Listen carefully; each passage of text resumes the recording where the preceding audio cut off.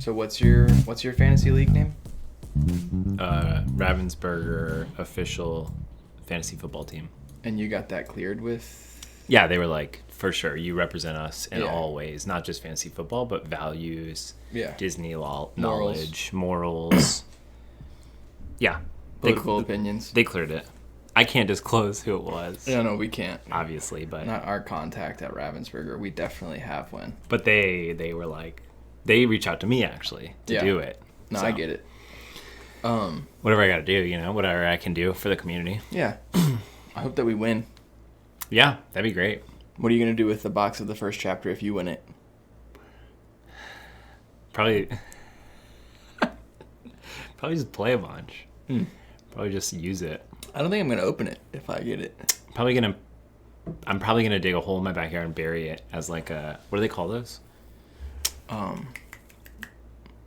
time capsule? Yeah. Nice. Or shoot it into space for everyone to know what the Earth is like Carl It's like said. a reverse time capsule.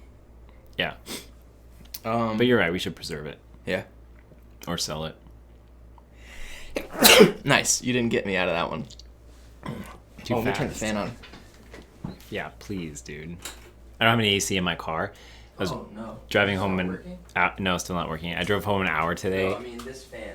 Oh, yeah. Sorry, I thought you were concerned about my well-being. No, well, I am. That's why I'm turning this fan on. It's 102 degrees, my car said. I'm just driving naked an hour. Oof. I'm recording all this, aren't we? Shimmering Skies is just around the corner, and the Wasteland Gaming has got you covered. With a wide selection of sealed products and the latest singles, they are your one-stop shop for all things Lorcana. Wasteland Gaming has the largest selection of TCG singles in Georgia, so whether you're shopping online or in store, they can help you find exactly what you're looking for. In celebration of Shimmering Skies, Wasteland is offering a limited-time promo code for booster box pre-orders. Use code 40born10 at checkout to get $10 store credit back when you buy a Shimmering Skies booster box. And August 9th, be sure to stop by our Duluth location to pick up everything you need, then battle it out with other players in our Shimmering Skies release day event. Nice. Check out all this and more at thewastelandgaming.com or follow them on Instagram, Facebook, and X. Actually, Nice. and follow them, not or. I'm going to open these shades. Oh, get your good side lit. Oh. Steel. We're talking about the steel cards today. Yes. We have this, and then tomorrow we're talking about Amber. Well, not tomorrow. Actually, Maybe. yeah. Whenever these come out, they come out. Uh-huh. And you're going to like it. Please like and subscribe. We'll have another video out in who knows when. When is set 6 released? Later. I like doing the set reviews, so if we keep... We might be you know, back for that. Yeah. I think I'm going to like the art in this color. So Steel is good this set. It has some fun stuff with dwarves. Oh, yeah. Seven Dwarfs are back, and they are better than ever. Oh, Literally. Love to hear that. We're also on a bit of a time crunch, so if I'm speedrunning, it's because this guy's trying to get to a yoga class, which means I'm on ADA duty in T-minus 20, 25 minutes. So listen close. at the end, you're going to answer this question. Okay. Which Olympic sport would you remove from the Olympics? Okay. So I already have All it. right. Up first, Stitch. We didn't clap. Oh, that is going to be really annoying to find. And we just did it twice. Can you just do it once now? Thank you. Okay. Up first, Stitch, Team Underdog. Yes. When you play this character, you may deal 2 damage to chosen character. Okay. I really like the art. But you hate the card. No, I like the card too. I hate that it's uninkable and that it has 1 strength, but it's a B- just because it's a body that can shoot something for 2. Mm-hmm. So we like dealing 2 damage and we like having a character on the board. It's a B-. Yeah, this was the card, the flag card, where there was a lot of speculation. Yeah, because it was like purple but the symbol was steel. Did that come to fruition? Whatever we were speculating? No, people were going pretty intense, and it's a pretty bad card. Yeah, we had the tinfoil hats on for a minute. Oh, yeah. We love it. Cool. Next, Simba, Lost Prince. Awesome art. The Simba art always goes hard. Mm-hmm. This is no exception. You pay 3 for a 2/4/1. During your turn, whenever this character banishes another character in a challenge, you may draw a card. Ooh, fun. I like drawing cards. I like challenging things and banishing them. This is great. It's a B-. Nice. Yeah, How many cards do you think you're actually going to draw with this? One, I hopefully? think just one. Yeah. Because your opponent controls when they offer this to you. Yeah. Kind of. You can buff Simba or, use removal and open up the door for Simba. Yeah. But you're probably only going to be able to take one thing out. Like, they're not going to just quest with their 2/2 and let you get a free card off Simba. Right. Or if they do, you're going to win that game anyways. Yeah, true. Speaking of 2/2s, Rudy, Groove Disputer. You pay 1 for a 2/2/1. The Illuminary cannot handle this much groove. We have to keep the noise down or it'll fall apart for sure. Wow. That's some foreshadowing. Set 6. Groove Disrupted. This is a C. We've seen this. Oh, yeah, they're going to mess with the party, you're saying. Up next, a new vanilla stat line that I hate. You pay 4 for a 1/7/1. Ooh. 1 strength is bad. It doesn't really help with the lore, or it doesn't really help with controlling the board at all. It's better if you have access to healing and support, but outside of that, yeah. So, in light of all that, it's a D+. Dang, I like the card. Yeah, it's cool. Up next, Mickey Mouse Food Fight Defender. You pay 1 for a 1/2/1 with resist 1. I think this is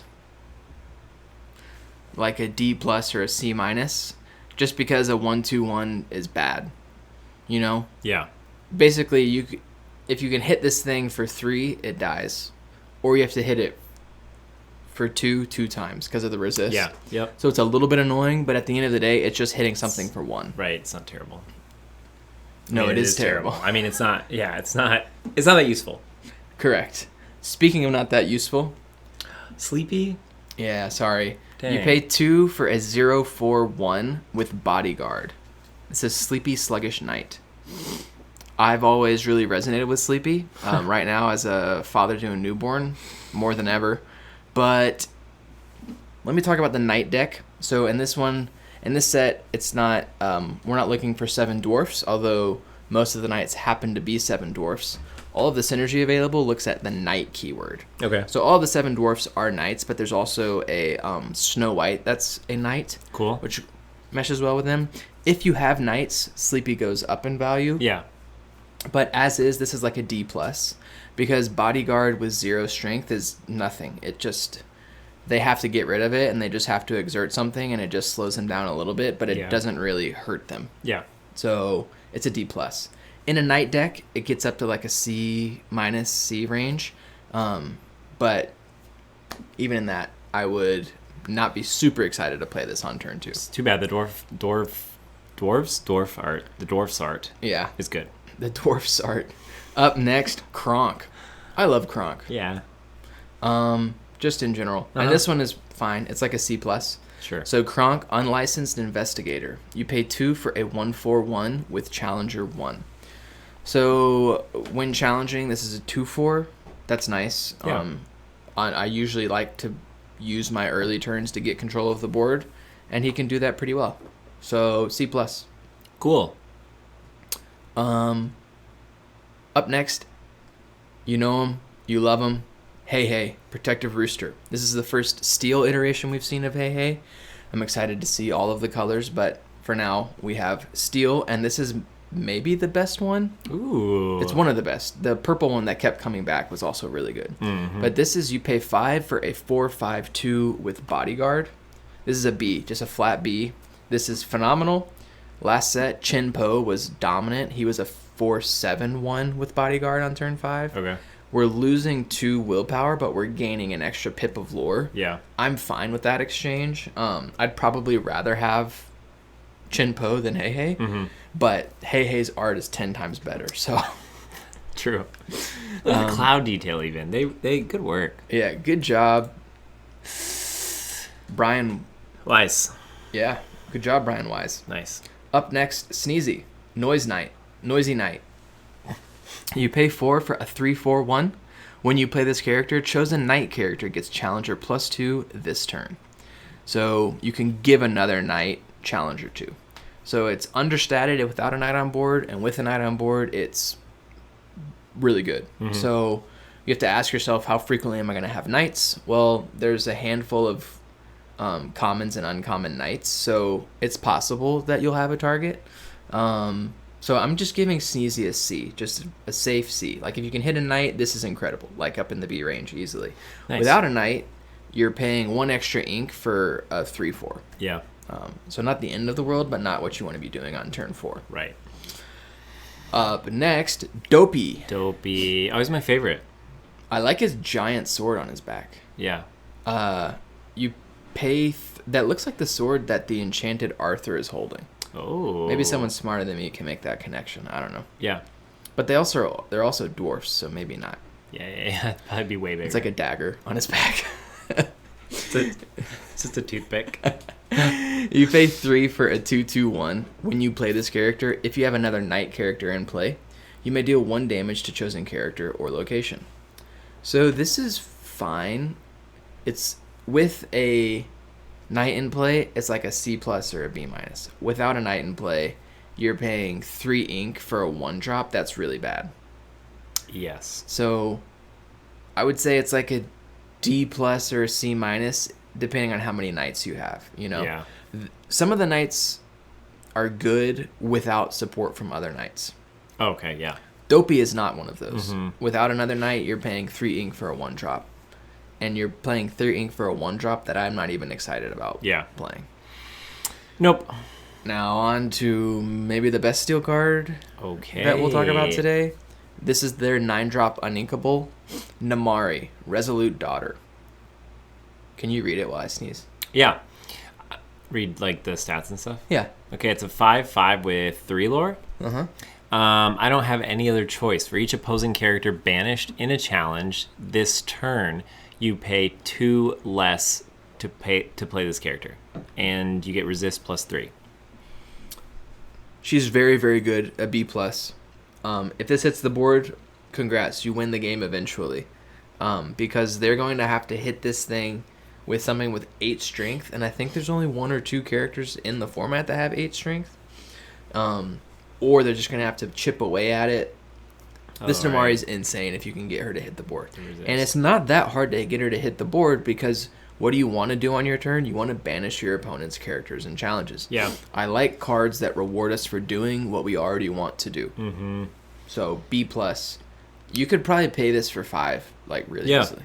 But I mean, imagine there will be times where you can like play this for 3. That'd be just wild. Completely surprise your opponent. Also, Namari looks like she's just seen some stuff, dude. Oh yeah. Like, what is in her hand? That's a mountain. What? Oh, she's holding something. A little metal dragon. Oh man, she's so sad. Yeah, have you seen that movie? Frozen 2? Yes.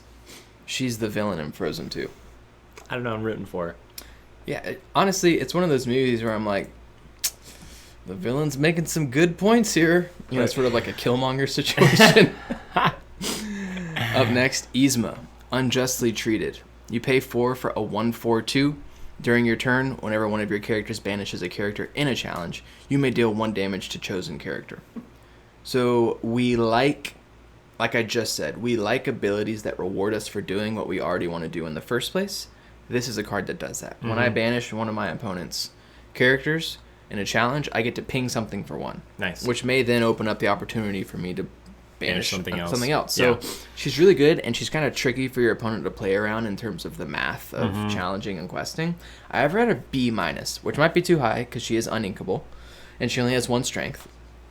But she quests for 2, which is nice, and the static ability is just nice. Mm-hmm.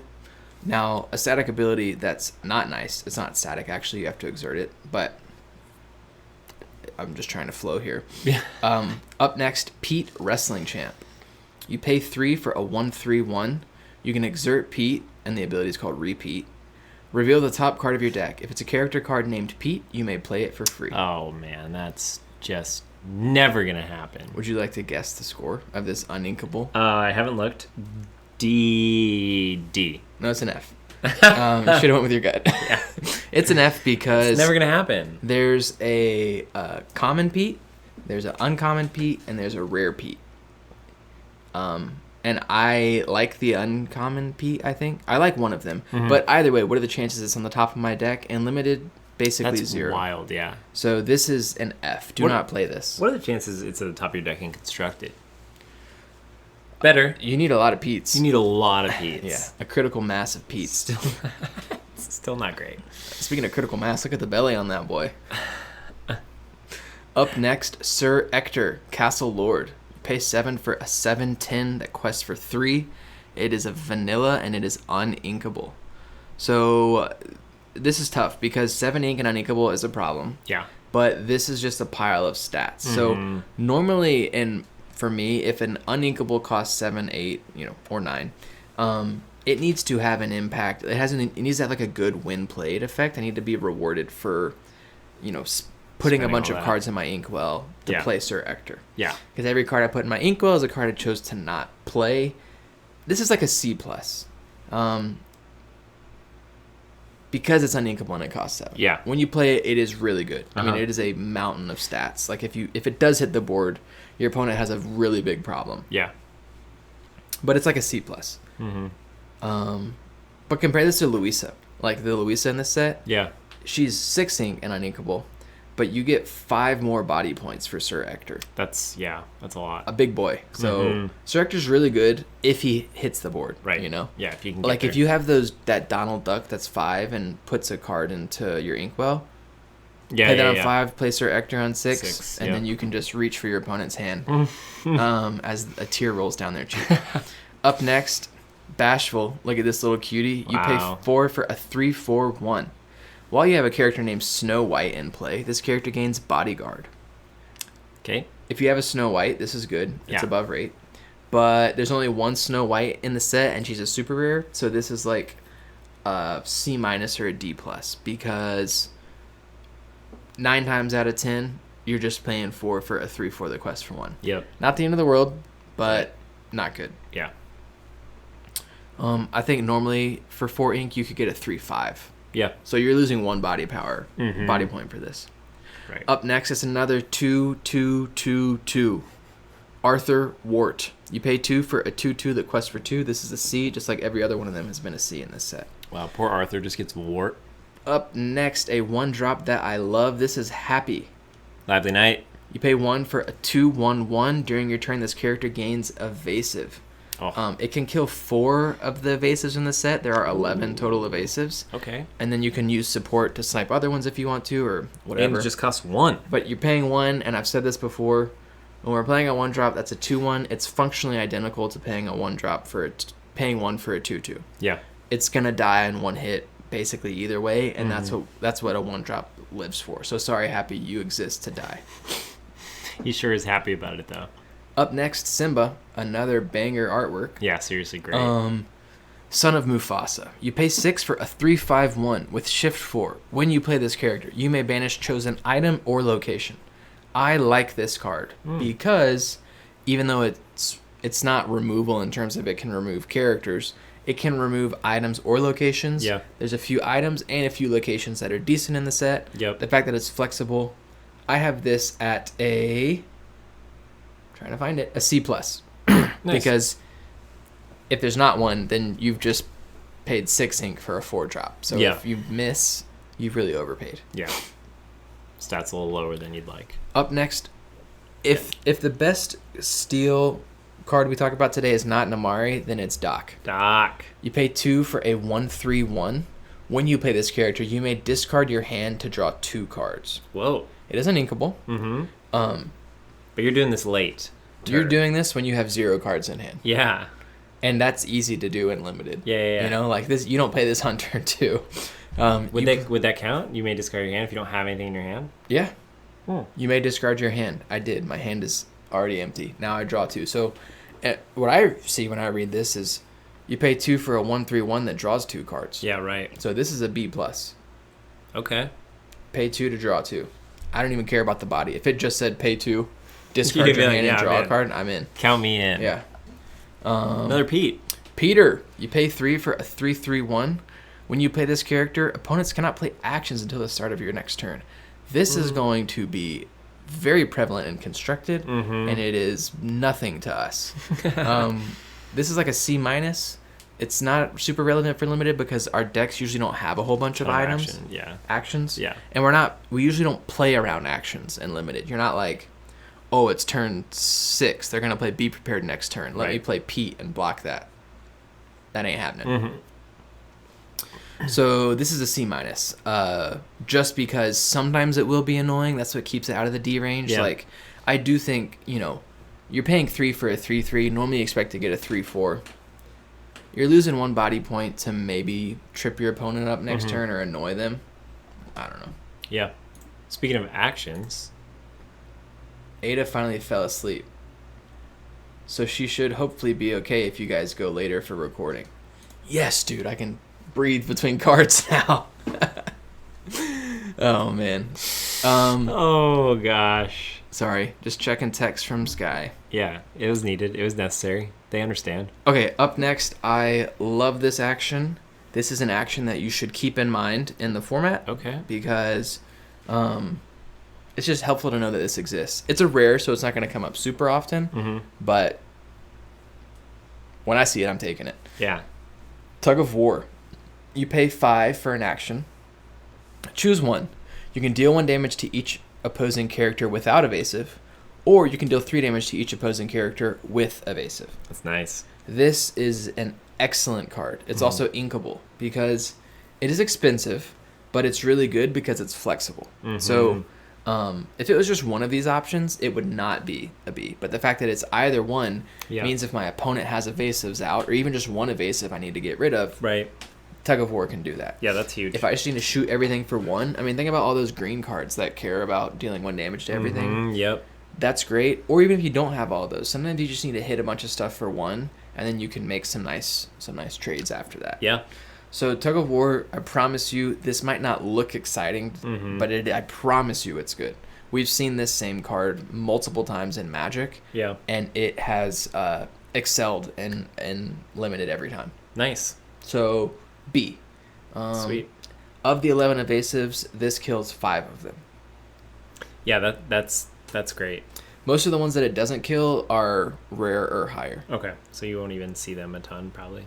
I think that's true. I'm not going to check it, but... Don't check it. It can kill a lot of them. Someone will check it. Yeah.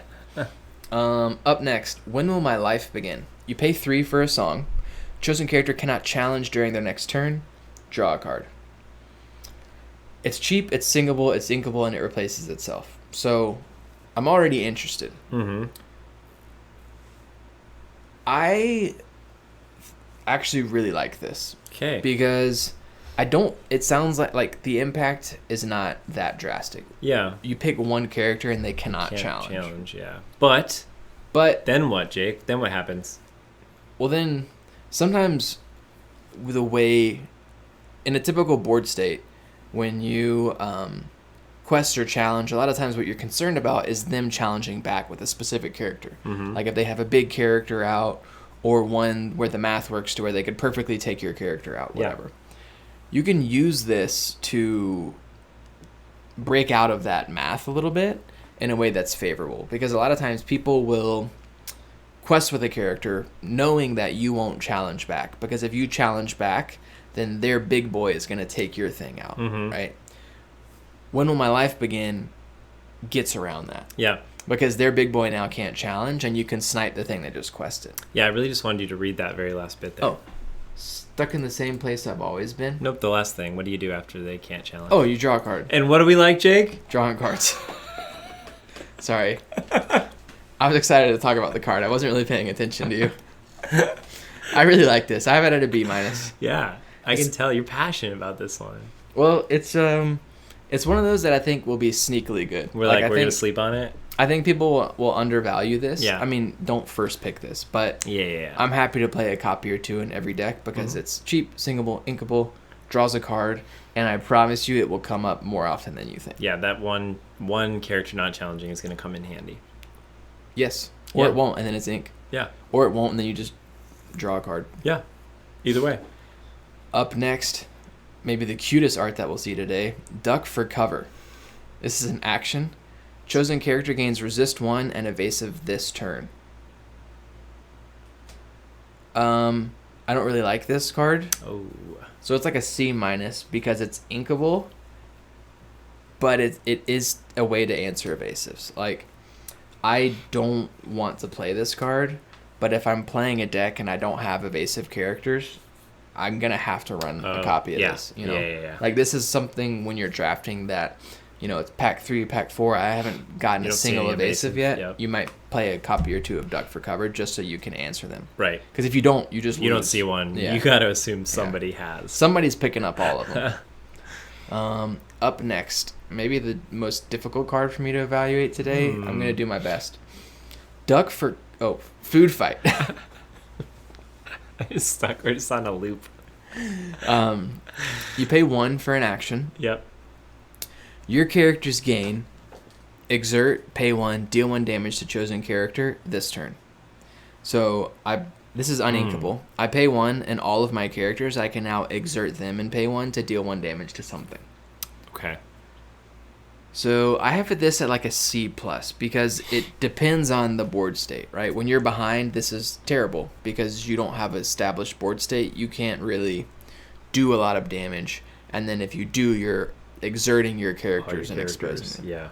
When you're ahead, I mean, this just destroys people. Yeah. At parity, you know, it could be fine. And I think it could be good in the development stage. Like if you play this on like turn 4, you're basically paying 4 ink to shoot something for 3. I don't know. It could be good. Mm-hmm. I don't know if this is good. Honestly, I'm doing my best here. This is a tough one. I have it at a C+. What makes this card so difficult? The ability is just like is so unique. Yeah, we haven't seen anything really like this where it's like I'm paying 1 to give my characters an ability for a turn. Right. It's an ability that I like, but I have to exert them and spend more ink. This is like I play this and I'm spending my whole turn. You know, it doesn't actually cost 1. It costs 3, 4, 5. It feels like you could play this card like 5 times and come away with vastly different opinions. Yeah, it's so situational. Yeah, people will see this and play this and be like, this is the best card in my deck. Right. And then some people will see this and play this and be like, why did they print this card? So mad I have this, yeah. So I'm putting it in the C+ range just because it is technically removal. Yeah. And you can spread it out. Being able to deal 1 damage to multiple things is good. Yeah. Or being able to just, machine gun 1 thing is good. Yeah. You will find use for this sometimes. The problem is it's uninkable. So it's like, if this was inkable, I think I'd put it at like a B. Because it's uninkable. You can't ink it.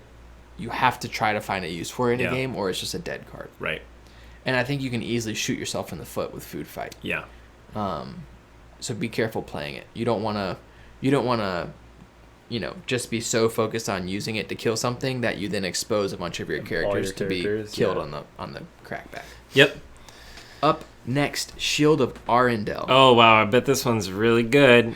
You pay 1 for an item. Banish this item. Chosen character gains resist 1 until the start of your next turn.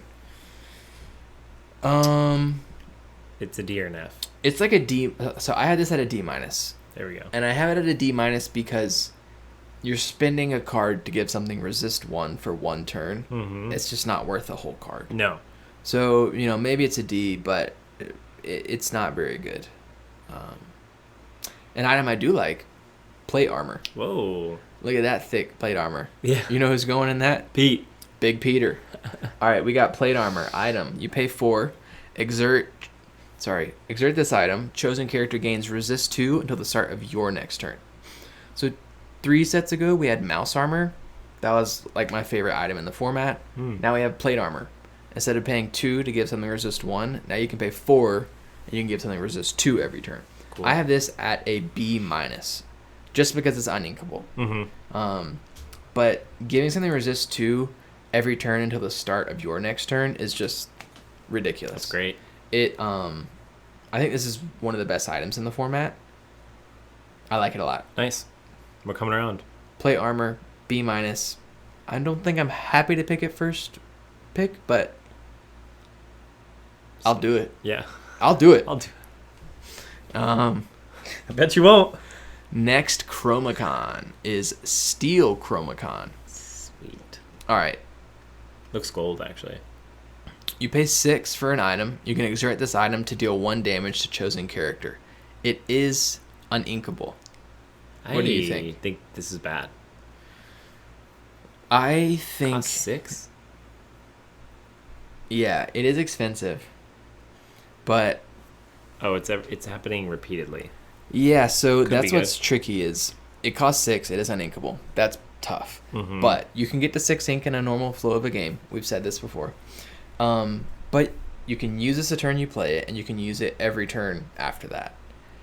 I have this at a B. I'd come down a little. You think so? B? How hard will it be to get rid of this for your opponent? There's a couple of answers to items. Yeah. If they don't have that, then it's impossible to get rid of. I mean, then it's going to be a real... But how many games are going to, turn 10, 11, or 12? I don't know. Right. It's hard in the format. In this format, in Ursula's Return, this would be awesome. Yeah. If Shimmering Skies is like really fast, this is gonna be terrible. It's gonna be bad. Mm-hmm. But I am giving it a B. Okay. It's not higher than a B. Right. I could see it being a B minus or a C plus. Okay. This is the one I'm willing to be wrong about. Yeah. I like it. I think people will not take it because it's uninkable in 6 ink. For sure. I'll take 1. It looks...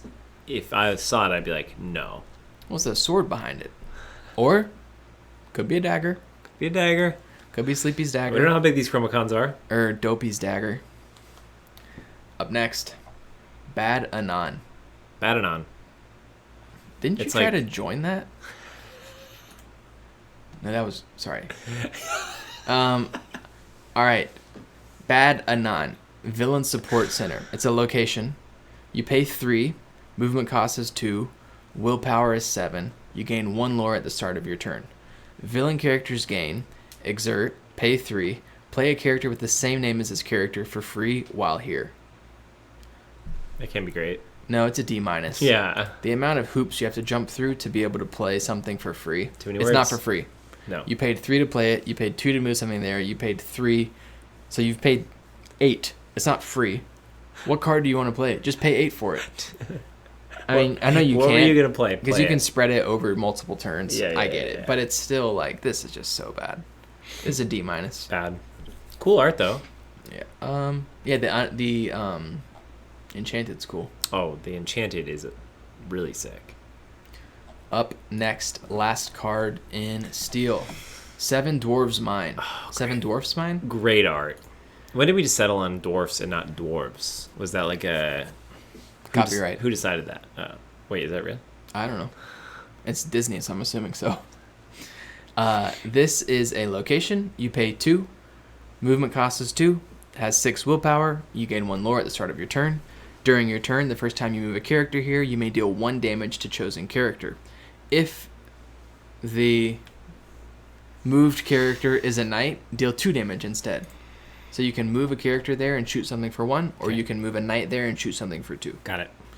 So you're paying 4 to shoot something for 1, Okay. and after that you can pay 2 to do it again.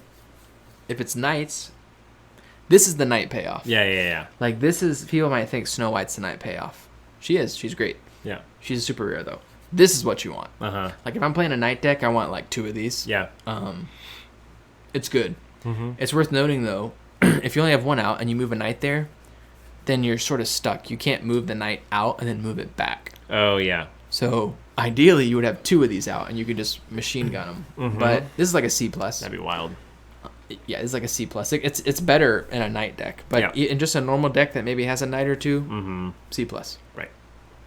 Okay, Cool. that's a steal. We did it. I like steel. I think it's good. I think amethyst is the best, and then I think it's like amethyst and then emerald and then steel Mm-hmm. Yeah. and then blue and then red. Mm-hmm. I don't know about yellow. I wrote the notes a week ago and I haven't thought about it since then. Wait, so do your rankings again? I can't. Okay. I think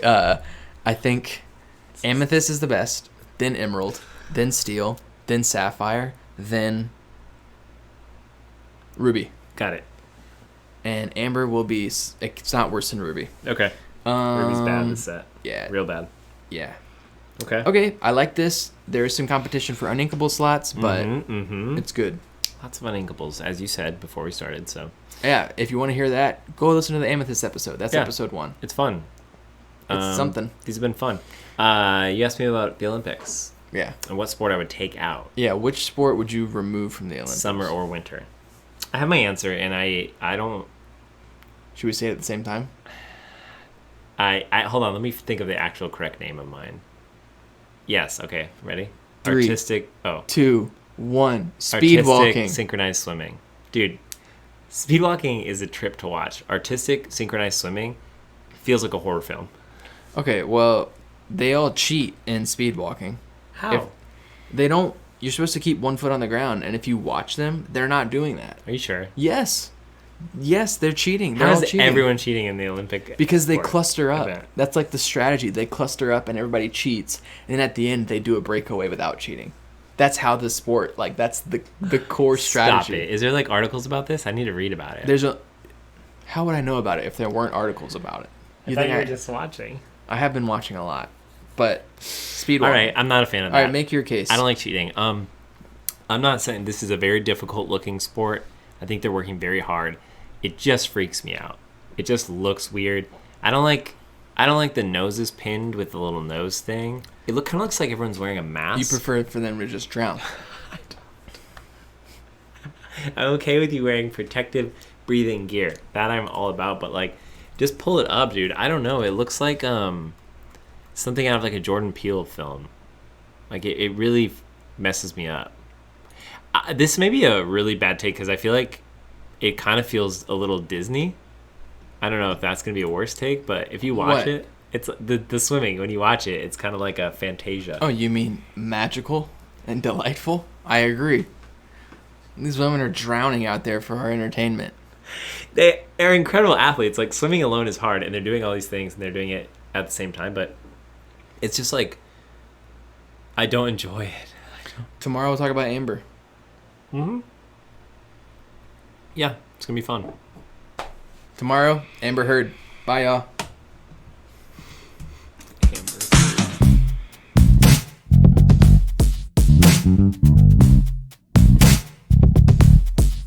Amber.